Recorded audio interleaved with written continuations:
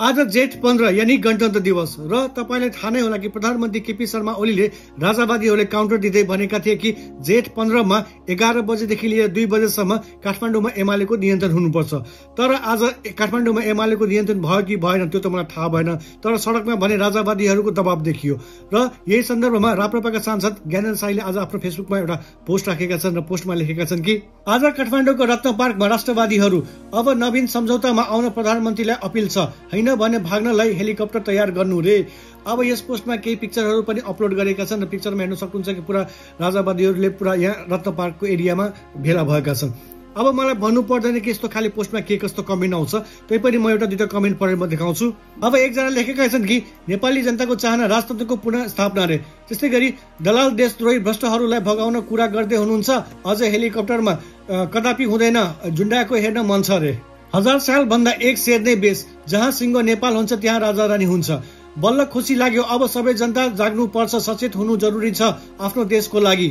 काठमाडौँ कब्जा गर्ने भन्थ्यो एमाले, हेर हरि बिजोग, एउटै ठाउँले 5 वटा एंगलबाट हेर्दा पनि 5 माना पुग्न गाह्रो देखियो।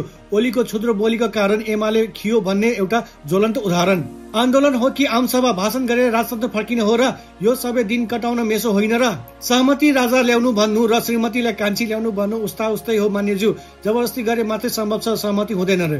त्यस्तै गरी आयो राजा बजा बजाएर जय देश जय नरेश रे। यो भिड देख्दा कता कता मन त्यसै आनन्द भयो जस्तो लाग्छ त। जय देश जय नरेश रे, बेस्ट अफ लक, जय नेपाल।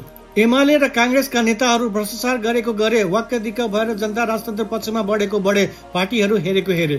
बिना मासु भात, रक्सी र पेट्रोल, बिना दलीय दास्ता र गुलामीको सिन्दुर नलगाएका स्वतन्त्र राष्ट्रवादी नेपालीहरूको यति ठूलो भेला नेपालको इतिहासमा नै पहिलो पटक हो। धन्यवाद रे। त्यति सजिलै चाहिँ राजा आउँदैन है गाइजहरू। काठमाडौँ केन्द्रित आन्दोलनको भरमा राजा आउने भए 62-63 सालमा राजा भाग्नु पर्ने अवस्था नै आउँदैन थिए। भाग्न दिनु हुँदैन। जसरी राष्ट्रवादीहरूलाई झुटा मुद्दा लगाएर हतकडी लगाएको छ, त्यसरी नै भ्रष्टाचारीहरूलाई हतकडी लगाएको हेर्न रहर छ हामीलाई। अब यहाँ थुप्रै कमेन्टहरू छन् र सबै कमेन्ट पढ्न पनि सकिँदैन, तर प्राय कमेन्टमा भने राजावादीहरूको सपोर्टमै आएको छ भने आइएम स्योर कि आजको प्रदर्शनबाट प्रधानमन्त्री केपी शर्मा ओली पनि अलिकति झस्केका होलान्।